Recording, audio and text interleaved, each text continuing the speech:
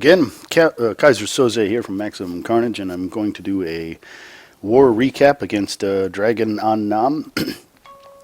This is the last war that we had, and it is a war I think that we had the advantage in, and certainly maybe not should have won, but certainly had the advantage going in and could have taken advantage of all those things. So if we look just quickly at some of these bases here, you can see that this is a pretty high level max heroes kind of thing, pretty high level Town Hall 11. It's got an Eagle 1 artillery compared to Geno's level 2. Still has a couple of lower level defenses, but for the most part they're pretty much maxed everywhere, along with pretty high level walls at Lavas. So there it's even. If anything, Geno has a slight advantage on this particular one for their number 2, which matched up against Stank. Again, pretty even. Stank has an advantage in walls. I think he has a level 2 Eagle artillery as well. Although it's close, Stank again has the advantage on the number 2.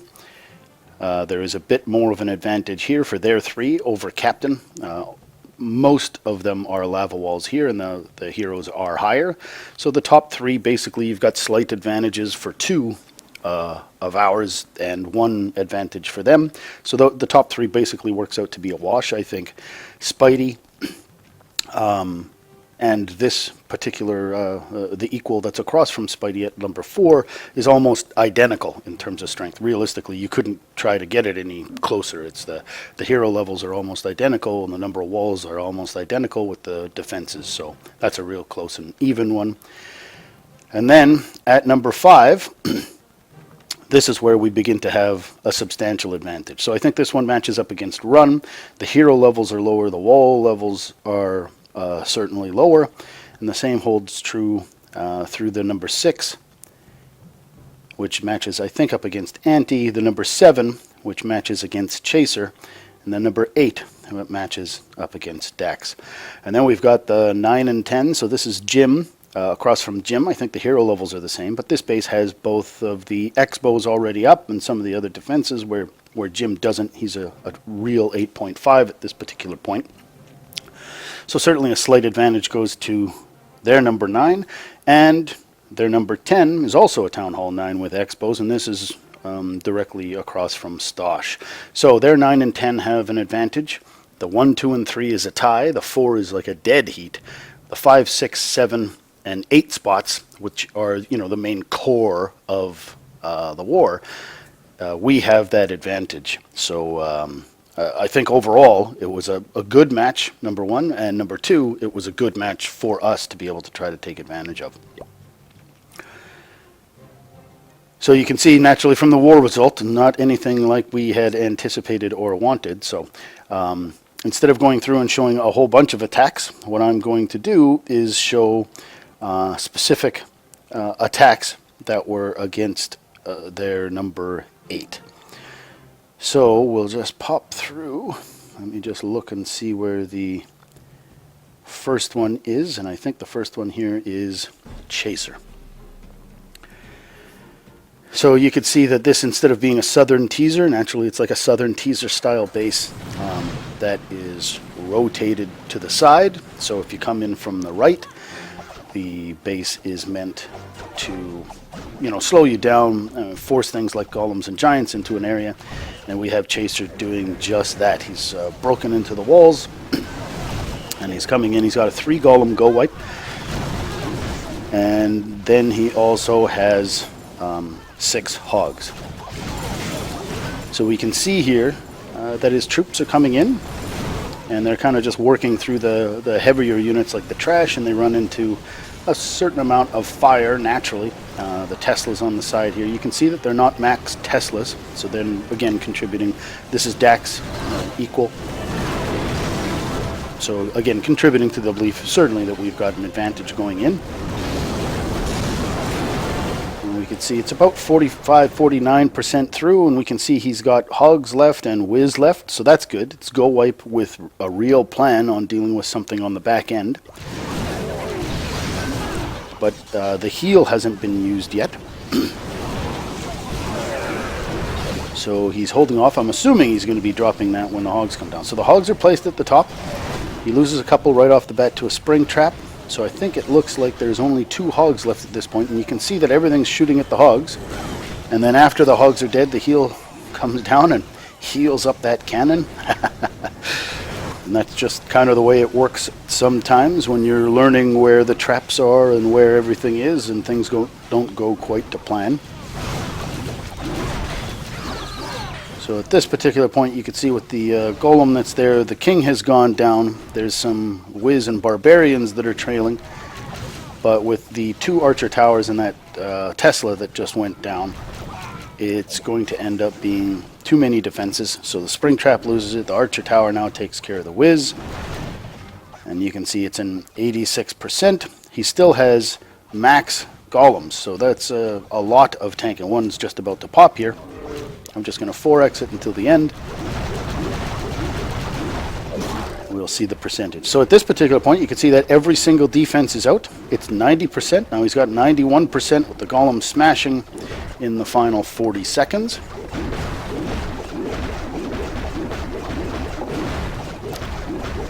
%.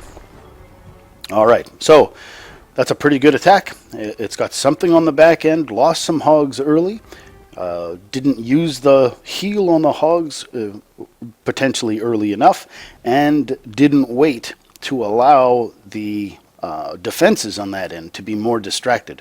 Could have waited a little bit longer before deploying those hogs, but at 94%, that's a pretty good war. So now we're going, or a pretty good attack, especially it's a fresh attack on that base.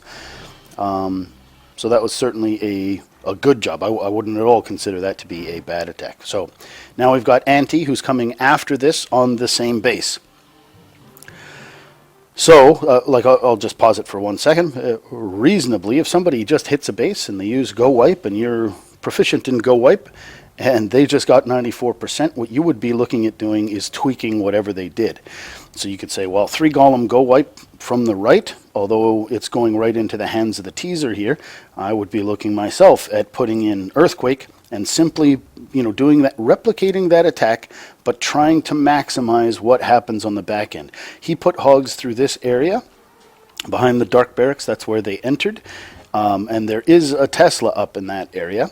So that's certainly something to do. He may, Aunty may consider maybe putting hogs behind the barracks so that they come in on this cluster here with the archer towers, the mortar, and the 2 cannons, and the air defense. Literally, if you dump in hogs there and put a heal, although you know that there's Teslas up in the corner, those hogs can take out certainly that entire group of defenses if they're under heal. And the big key here is waiting until at least those cannons would be completely engaged on the internal troops, the troops that are in the core. So let's see what she does. She may have hogs in there, so no, she decides to come from, let's see, so the 2 golems are in. I'm going to pause once. So this is something, another theme that kind of runs through. With Go Wipe, you want to have golems down. You want to get a few whiz going pretty quick to be able to either create a funnel or start removing the trash so your troops can move up to start hitting the stuff with golems. And it looks like once again Aunty drops wall breakers after dropping golems. The golems have already pushed into the Tesla, and putting in wall breakers while they're tanking is going to end up delaying how fast you can put whiz or other support troops in. So she's coming in at around 7:30 here, between the 6 and 9. After getting those wall breakers in, and then she puts down the whiz. The heroes are in as well. The lava in the Klein Castle effectively is ignored at this point. A heal goes down to be able to get those troops up. A rage as well to be able to break through this slight stall. You can see the queen is doing a good job of killing lava pups. A poison goes down as well to take care of the pups, so that's good. A jump spell goes down to get the troops into the core. Now the whiz, she's got a substantial amount pushing right into the core, so that ends up working well. I'm going to pause for one other second. We can see this whole area basically has been taken out in a line, which is what you're looking for. You want to be able to see that.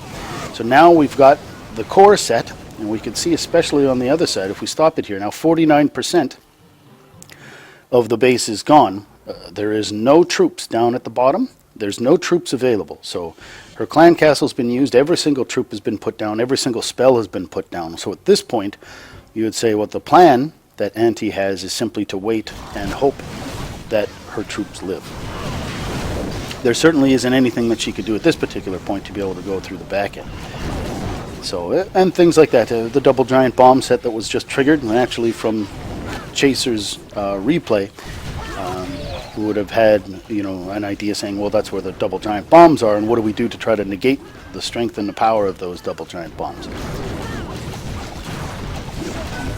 And here, so I'm just going to put it up. We've got a golem on the bottom, and then a whiz and the archer queen on the top. Her ability is used, and now simply it's a matter of time. So it, from a 94% attack with Chaser, it becomes a 72% attack on the same base after scouting it. All right. So we're going to find the next one on there, 8.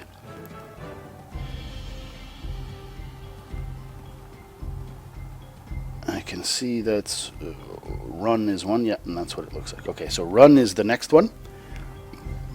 So again, we've seen now 2. We've seen Chaser with a 94%. We've seen Aunty with 64%, and then Run hits it. So Run, again, hits it on the same side as what Chaser hit it, but Run, it looks like he does not have earthquakes to be able to open up that core. So one indicator of the power of the earthquakes, in terms of if it was a good or a bad idea for Chaser to use, was the strength of the golems at the end. Literally, at the final defenses, and Chaser got every single defense taken care of, even though those hogs died very quickly.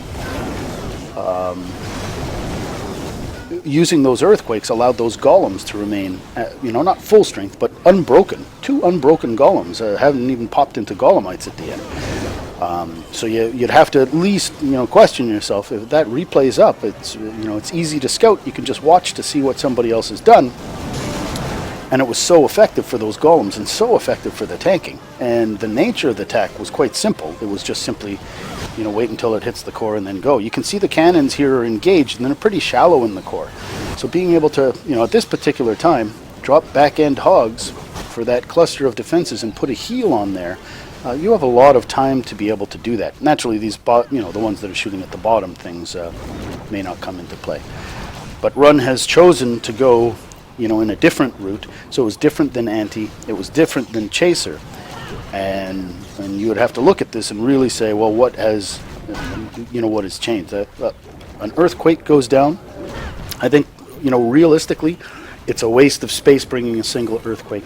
There are those times that, you may get a 99% and a building's damaged. You can drop an earthquake to be able to gain it, but realistically on those same things you could have probably used a haste spell and just had your troops arrive a slight bit sooner to be able to take something out. So I personally see 0 value in ever taking a single earthquake spell, doing a small amount of damage to a few things and a whole bunch of walls. When things enter, they, through a set of walls, they enter at 1 or 2 points in walls. You don't have to worry about damaging a whole bunch. Earthquake's great if you have a plan for it. You could take out a whole set of walls, but one single earthquake, realistically, I don't think there's any use. So we've got a full golem that's down at the bottom. He puts an archer on the building at the top just for a little bit more of a percentage, but there's no chance at the 3-star here. And we could see that, again, if there's something to be learned from both of these attacks, it's we don't have to reinvent the wheel here. A level 22 Archer Queen at Run's disposal is substantial. A single healer as well, saying what's the plan for that? Maybe there was a plan to pin the Lava Hound, but I don't think so because it only had a single archer. And then you have to question, well, what's the use of the spell space here? What's the use of bringing extra troops in that capacity? And what's the plan of attack, especially when those scouts are available? You could watch them and you could see what somebody did before you, what worked and what didn't work. And if it worked, and it's a close and a good attack, unless you have a real solid specific plan, let's not reinvent the wheel and go off the deep end. If somebody gets a 90% on a base, let's look at something that you can maybe time a little bit better as a result of the scout to be able to get that extra 10%, especially in Chaser's case, a 94% in every single defensive unit. So this is now the 4th attack on their number 8, right? We've hit it already 3 times, and now Jim has much lower heroes than some of the other people. And he's decided to use Earthquake, but he ends up coming in the back end. So we could see that Jim's golems here are level 2. It's a 3 golem attack. He's got a golem in the clan castle. 3, those golem attacks are good. But already you can see that he's not building on Chaser's attack, nor is he building on Auntie's attack, nor is he building on Run's attack. Now we could say, okay, well, let's see what the difference is in terms of how specific the plan is, if you're attacking one side, to get the opposite side defenses. So we'll wait a little bit and let this run and see what happens. So we can see that the deployment here, he punched a hole in towards that core, and then when the hole was very deep, he deployed the P.E.K.K.A.s. So the P.E.K.K.A.s were much too late there and wandered. You want to leave, you want to do the opposite of that. You want to, kill the outer defenses and leave the hole in the middle. Leave all the defenses in the middle, because those are the breadcrumbs, if you will, that P.E.K.K.A.s and other things are going to follow. So he's got the golem in the middle is doing a great job of keeping these wizards up, but the problem is it's just these 2 golemites that are left on one side now, and they are lost. And 66%, we could say 68%, we know that, again, from previous replays, there's Teslas down here. And we say, okay, well, what's the plan of dealing with these point defenses? Because we've got Tesla, Archer Tower, Air Defense, Whiz Tower, Mortar, a Cannon, another Whiz Tower, another Air Defense, another Archer Tower, another Tesla, all in this specific area, and 0 troops available. So that means, again, they're down. By the time that the core was reached, the plan on this attack was simply to let Go Wipe run out and hope that your troops lived, and hope that the golems get out in front, as they sometimes do. But realistically, that's not a strategy that's going to be successful a large percentage of the time, and it just leads people to believe, again, when you put in your troops, you just kind of hope that it works out at the end. And oftentimes it doesn't. So if there's something with 4 attacks on this specific base, and I would say that, without question, the best attack was the first attack. And the 3 attacks that followed, although it's not to say that Jim's necessarily got a chance here with the lower level heroes, but hopefully you just want to see an attack strategy or something that happens that says that we've built upon what was done before. All right, so the war events. Now we're going to go on Gino's number 3 as the final one from this war recap. I'm going to pause for 1 sec. I would just encourage everyone to take a look at other people's attacks and be critical. But not just to be critical for whatever the troop set they use. You don't want to say Go Wipe doesn't work, and you don't want to say, hogs don't work or loons don't work, whatever it ends up being. You want to be able to say, this is what was effective, and this is how come the attack failed, and understanding what went wrong or what fizzled out. And of those attacks, you can see that 3 standard Go Wipe attacks with nothing on the back end simply had no chance of success. Chasers did have a chance at success. Just adding those back end hogs, even though they almost did nothing. He wasted the heal spell by putting in the back end hogs. Only a couple of hogs were alive to take out a couple of defenses, but taking out a couple of defenses really means that your wizards are going to last longer if they're undefended, dependent upon the pathing. So there's a substantial benefit to be able to add hogs, loons, something like that, depending upon what's appropriate on the back end. And if you see somebody's attack and they've done it, and they've got a high percentage, or in Chaser's case, literally taken off every single defense in the base, your plan at least should start with the premise that that was pretty good, and let me add something to it. The 3 attacks that followed all were Go Wipe and didn't have anything on the back end, and the only difference in the attacks, besides the spell choice of whether or not to jump in or whether or not to Earthquake in, the only difference in those attacks was the direction that Go Wipe came from. Jim attacked from 9 o'clock, Aunty from 7:30, Run from 3 o'clock. and you can attack from 12, you can attack whatever. Unless there's a substantial difference in the pathing that you have created through that plan, expecting a different result is just simply unrealistic. All right, so moving on now to Gino's attack here. We've got a queen walk. And queen walks are good because it ends up being a trade. So he's trading troop space that he's got right now for taking out defenses. If you ever want to know what a good trade is or a bad trade, with the number of defenses at Town Hall 9, I'm not going to talk about Town Hall 11 for what it is, but certainly at Town Hall 9, you have 220 troops available. And then there's defenses that are on the map in terms of defenses that can harm you. Your offense is capable of outputting a damage per second, and then the defenses have hit points. So if you're looking at a trade, you want to be able to trade 10 troop space for a single defense. So what does that mean? That means if you can put 2 balloons on a mortar that's, say, outside of somebody's base, and those 2 balloons take out the mortar, that's a fair trade. That's a good space. If you always do that with each defense around the thing, you're going to end up with a victory. So you'd always like to do the trading the 10 troop space for taking out a single defense. And if maybe you can add a 3rd balloon, let's say you can add 3 balloons, and then you're going to get a mortar and an archer tower. So that's 15, so you're actually taking 7.5 space for that trade. That even makes it a better trade. So with the queen walks, you end up getting a lot of value. Not only is there trash buildings cleared out to help with pathing, but also several defenses. And your heroes, they have naturally no cost if you can keep them up in an attack. The healers that are associated with the queen have a substantial cost. So depending upon what it is with your queen walk, there may be incredible value in being able to do that. At the same time, healers are going to keep things like your golems or your archer queen alive, at least until they start getting ripped by the infernos. So having a good pathing, a good knowledge and understanding of pathing and where they're going to go is going to help you with whether or not there's benefit. So Gino here has queen walked from 6 o'clock up to 9 o'clock and has put in wall breakers to clearly get the queen pushed in.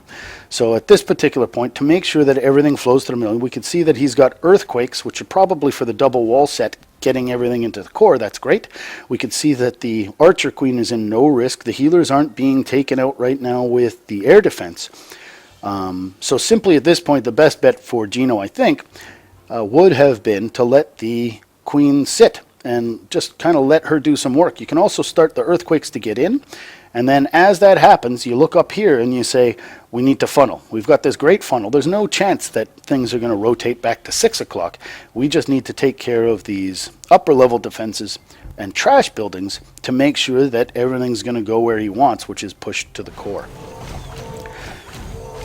So the queen is right now, the healers are under rage, so that's providing a lot of damage. The queen takes out the barbarian king.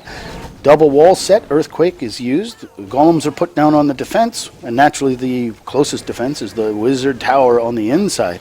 But now all of these troops are dumped on the top end, and you can see they begin to roam. And the reason that they begin to roam, if we just pause it here, is clear. There is no defenses down at the bottom. There's a clear deep hole into this base, so by deploying troops where that clan castle is, where the Tesla would have to be literally one of the closest things, or this trash building that was just destroyed. And of course that trash building is much closer to the troop placement than the Tesla. So everything begins to wander, and the reason for its wandering is simply because no funnel was established. And with troops, especially when you're talking about putting down the Grand Warden and Max Wizards and so many troops that are in, funneling is imperative. Not only do you want to funnel, but you should be creating a massive funnel to make sure there's just simply no chance that things go around. Right? And there's always mistakes. Sometimes you'll start a funnel and then your troops that you had to be able to build a funnel just die. But literally at the top, you can just spread 2 giants, and 4 whiz are going to totally wipe out those trash buildings on the outside to make sure that those original troops go into the core. But it didn't happen, it wandered, so everything had to kind of come back in, but by that point they weren't at all focused on where the earthquake spells were. They had no chance to be able to follow that earthquake. They had well passed where that hole was. And it just ended up that the troops go around the circle, which naturally was what Gene was trying to avoid by putting in those earthquakes. So another war has been started. I'm out of a few wars. My Barb King is down, and Ronan's also out. His Dark Spell Factory and Archer Queen are down. Sam is doing her Archer Queen, and Alex can be in. He's available for war, but there's been 2 wars that they haven't selected him to be in. And hopefully this new war that we're in will go a little bit better. And looking at the matchup, it's a much clearer advantage for us over them. So hopefully, people before their attacks can take a bit more time scouting and learning from what had happened before and go from there. So later today, I'm going to do one other video, I think, and get the video up, and that's going to be in regards to the M4X or Max Attack. Rundrinsky in the last war hit a base with it, and there was a couple of small minor adjustments, I think, that would have turned it from a 2-star to a 3-star. So I'm going to go over that for whatever it's worth and throw it out there. All right. Kaiser Soze, maximum carnage.